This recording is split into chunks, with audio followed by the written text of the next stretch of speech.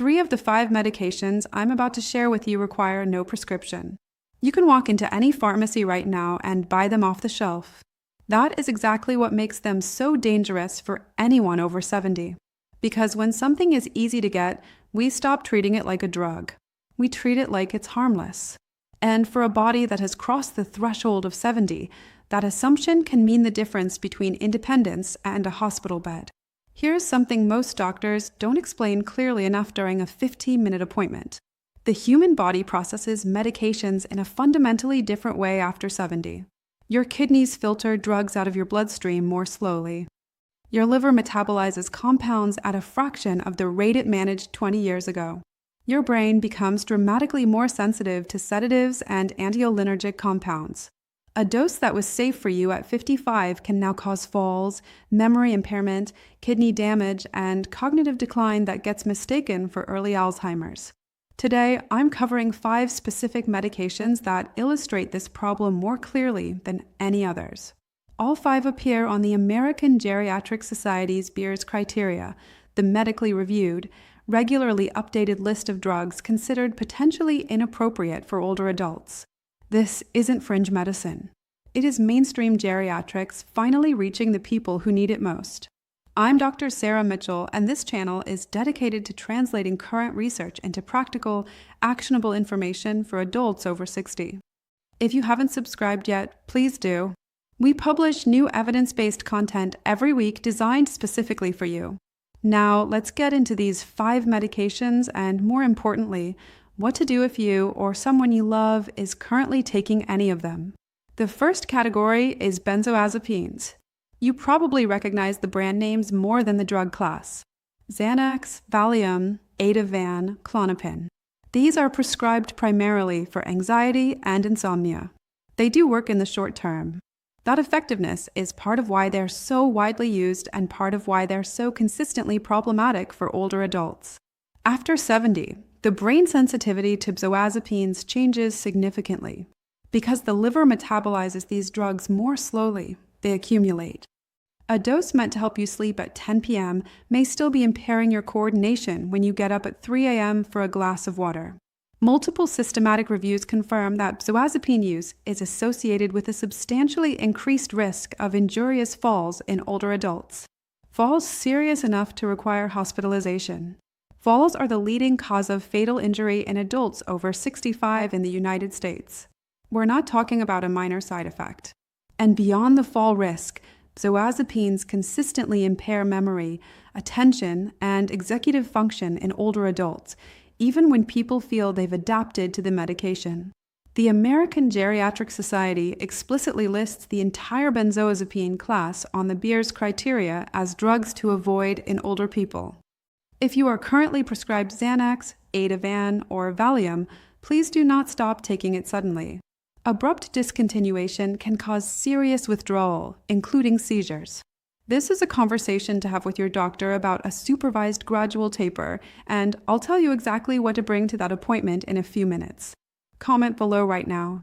Are you or someone in your family currently taking any of the medications I've mentioned or will mention? Comment on the list. I want to see how widespread this actually is. The second medication on this list genuinely shocks people because it costs $6 at any drugstore. Diphenhydramine. Sold as Benadryl for allergies and as the active sleep ingredient in Squil, Unisom, and Tylenol PM. Millions of seniors take this every single night, confident that if it's available without a prescription, it must be safe. It isn't. Not after 70. Diphenhydramine is one of the most potent anticholinergic drugs available over the counter. Anticholinergic means it blocks acetylcholine, the primary neurotransmitter your brain uses for memory and learning. Interfere with that chemical nightly for months or years, and the consequences are serious. A landmark prospective cohort study published in JAMA Internal Medicine in 2015 followed 3,434 adults aged 65 and older for over 7 years. Researchers found a clear dose-response relationship between cumulative anticholinergic drug use and dementia risk.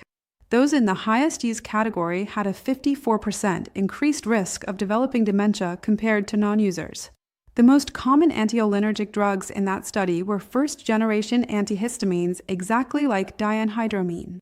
A 2019 study published in JAMA Internal Medicine looking at nearly 60,000 dementia patients corroborated those findings. The evidence has continued to build every year since. Eleanor was 71 years old and had been taking 2 Benadryl tablets every night for nearly 5 years. Her doctor had actually suggested it for sleep. Over those years, her family watched her become increasingly forgetful. Repeated questions, confusion in familiar places, lost words mid-sentence. A new geriatrician reviewed her medication list and flagged the dianhydramine immediately. Over the following 7 months, after she stopped taking it under medical guidance, Eleanor's cognitive test scores stabilized and partially improved. Her daughter told me it felt like getting a piece of her mother back. The change was noticeable. The next medication is one that tens of millions of seniors reach for the moment their knees or back flare. And the kidney damage it causes develops silently without a single symptom until it's already advanced. Stay with me.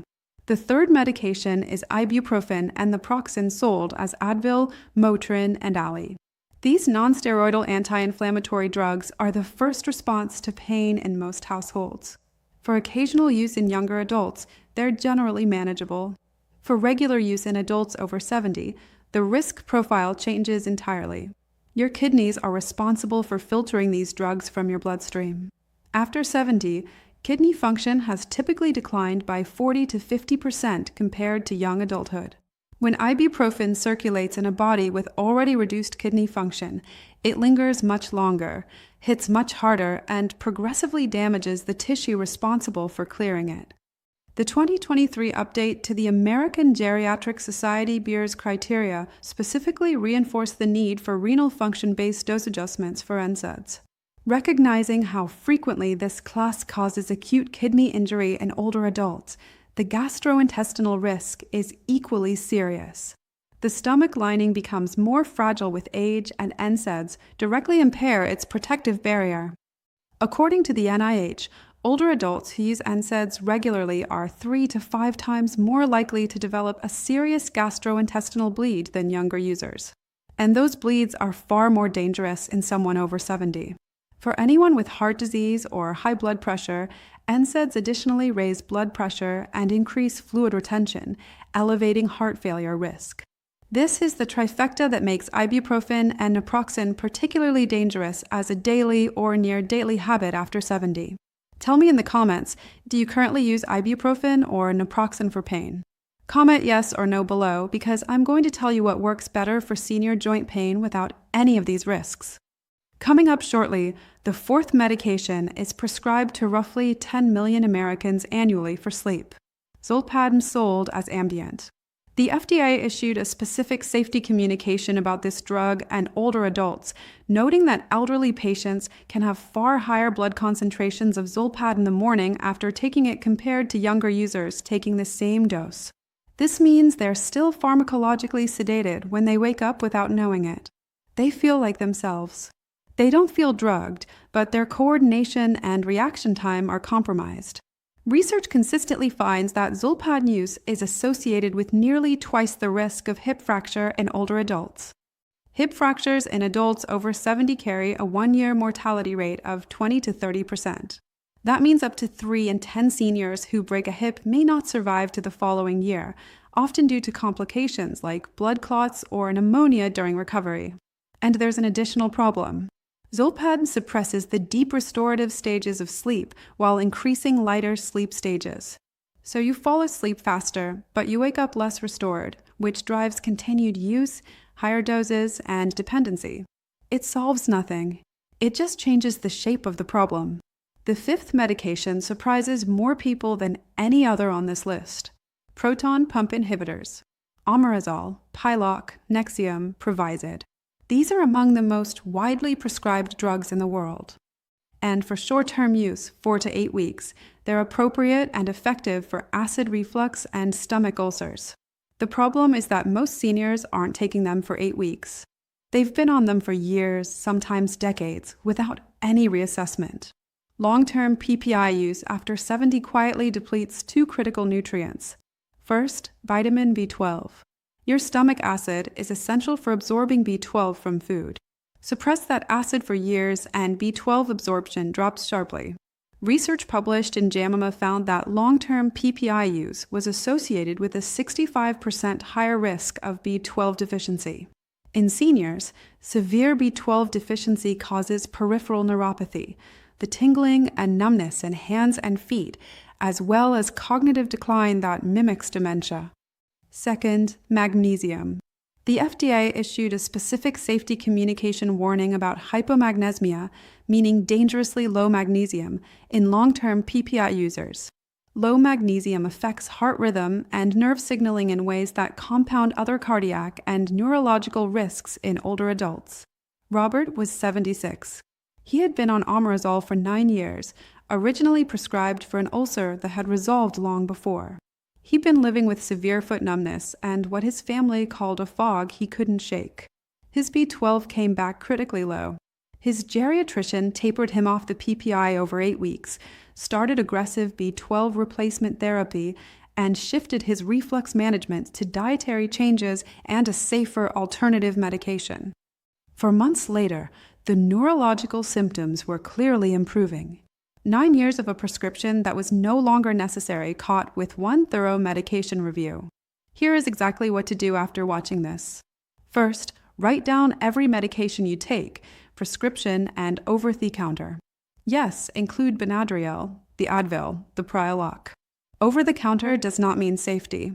Second, bring that list to your doctor and ask specifically for a geriatric medication review requesting evaluation against the American Geriatric Society Beers criteria, BRS.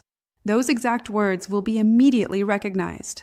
Third, for pain, ask your doctor about acetaminophen as a first-line alternative.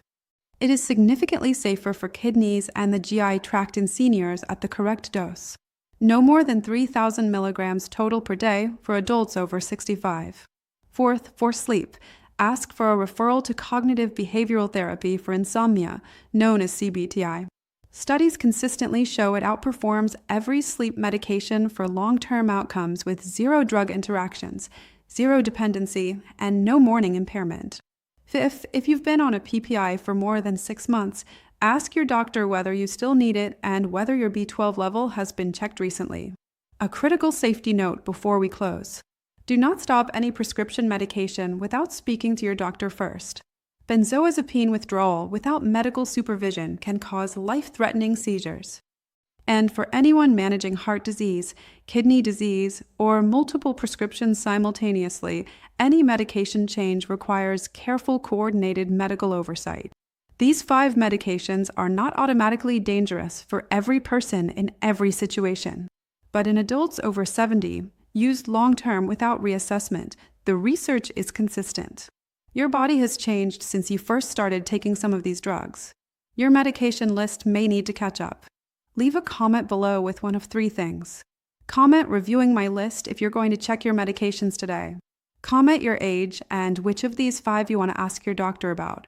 Or comment sharing this if you're sending it to a parent or a loved one who needs to see it.